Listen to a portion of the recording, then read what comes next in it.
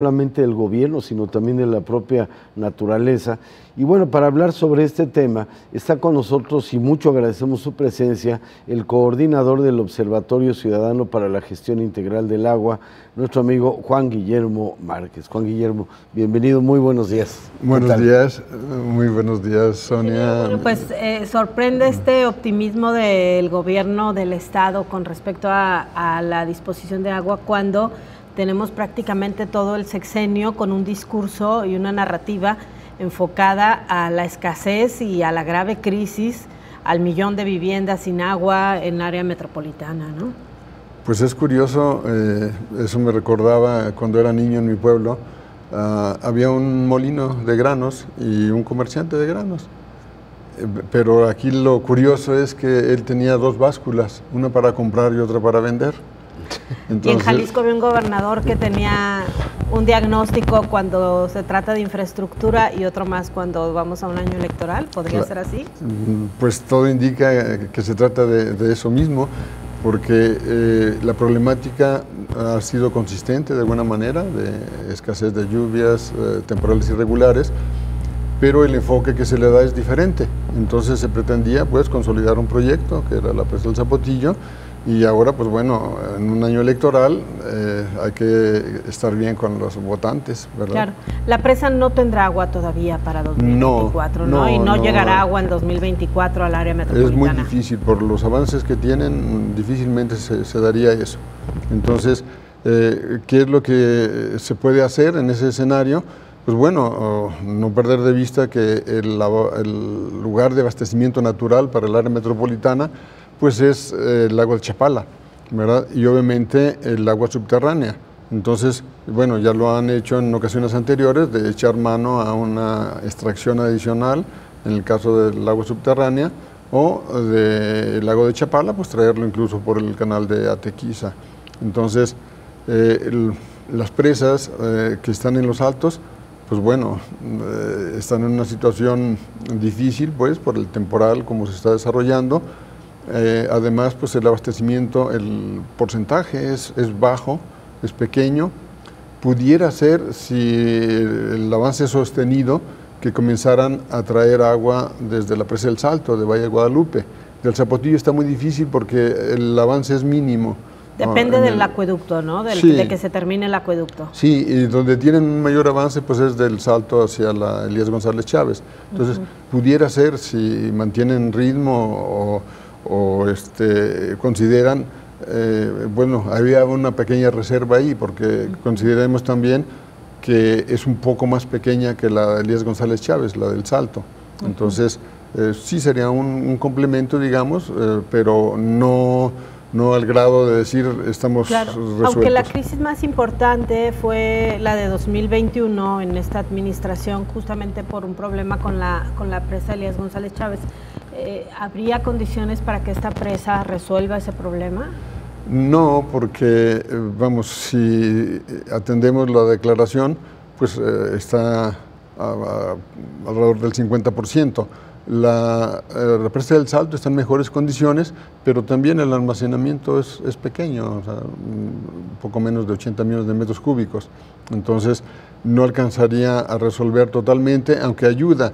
También está el tema de Chapala, o sea, en una condición como la que se está presentando, pues se puede apoyar de manera sostenida, digamos, el abastecimiento para que no caiga esos 240 millones de metros cúbicos que están asignados. Claro, aunque también está el proyecto que nunca se ha realizado, ¿no? del segundo acueducto a Chapala, y que estaba incluso en el plan de resiliencia hídrica que presentó el gobierno de Jalisco.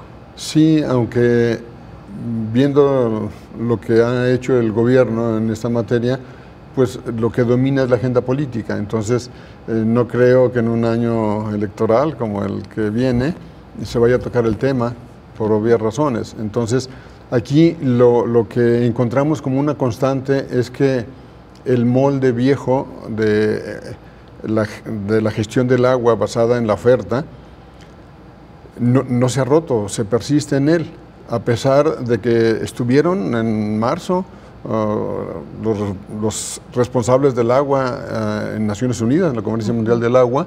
Incluso estuvimos en una mesa que era gobierno-sociedad, en donde, por cierto, no había sociedad, solo gobierno, y se les pidió firmar un compromiso de cara a los objetivos de desarrollo y sobre todo a lo que resultara de conclusiones y compromisos de la agenda.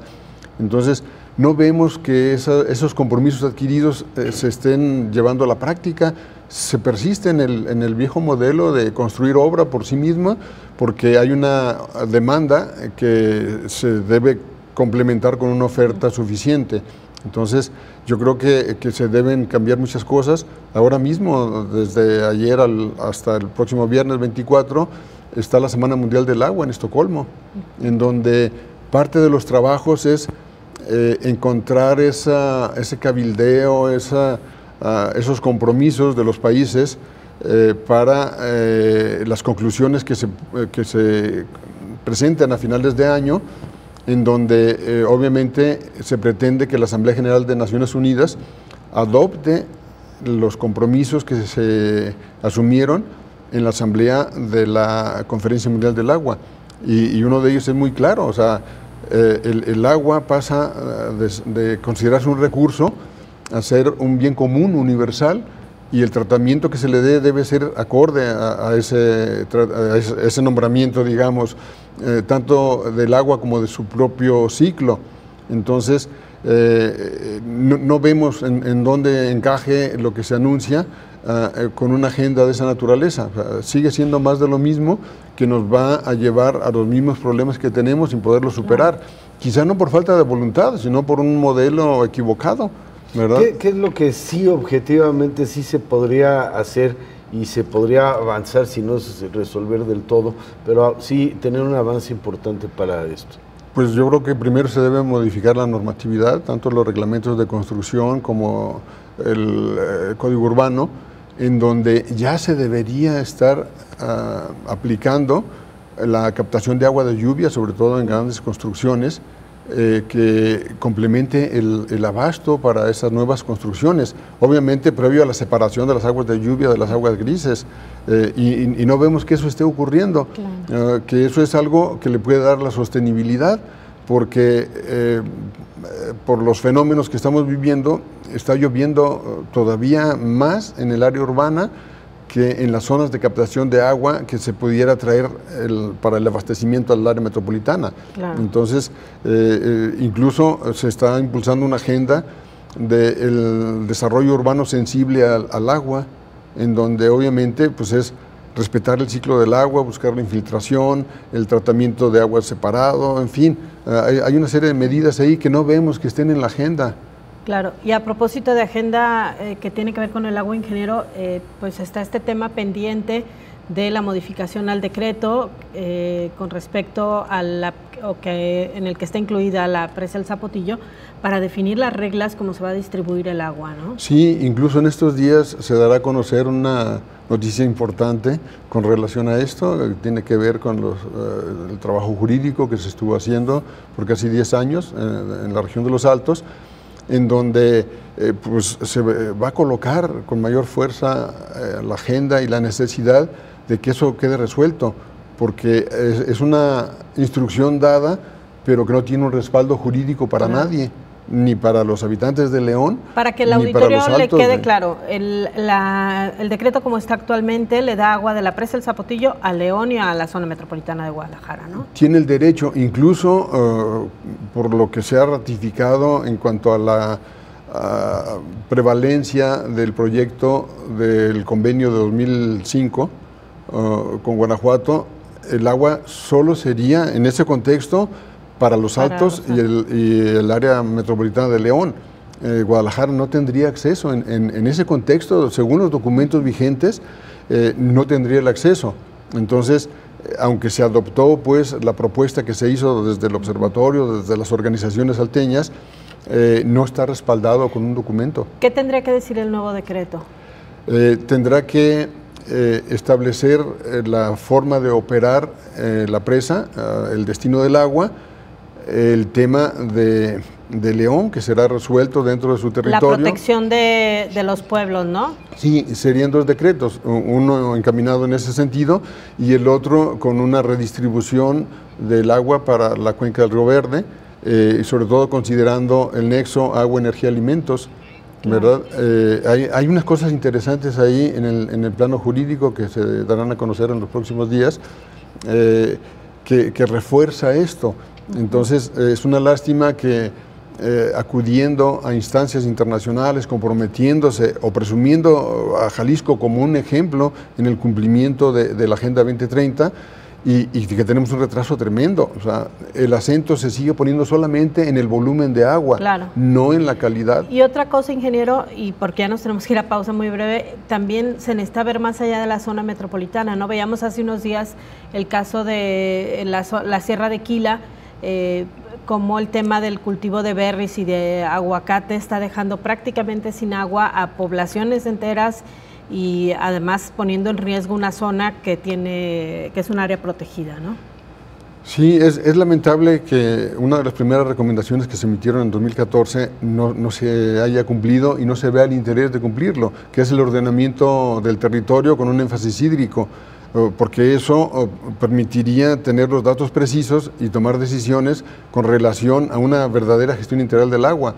No se ve una intención en ese sentido y es una lástima, porque todo lo que se diga o se esfuercen no tendrá los resultados porque no se están dando los pasos suficientes. Se habla del estado de Jalisco, del abastecimiento del agua del estado de Jalisco, y hay municipios, sobre todo en los altos, que tienen una situación crítica. Uno de ellos es San Juan de los Lagos, que su principal fuente, que es el agua superficial, se secó en este verano. Entonces, no se ven acciones ahí, todo se concentra en el área metropolitana por obvias razones. Si ahí tenemos algún porcentaje, ¿no?, alrededor del 64-65% de electores, pues los esfuerzos se concentran ahí. Pero igual vuelven a perder de vista que en una contienda cerrada como la que tendremos, los altos puede ser un fiel de la balanza y están fuera del radar. En cuanto a proveedores de agua para el área metropolitana, ya se están teniendo avances. Hay 3 municipios que ya están iniciando el proceso del ordenamiento territorial. Vamos a pugnar porque se haga a nivel regional en su momento, para comenzar a darle orden y soporte a todo esto. Claro, muy bien. Ingeniero, muchas gracias. Siempre mucho que hablar del agua. No, gracias. Es un placer estar con ustedes. Muchas gracias y ojalá que se cumplan las cosas como se nos están planteando.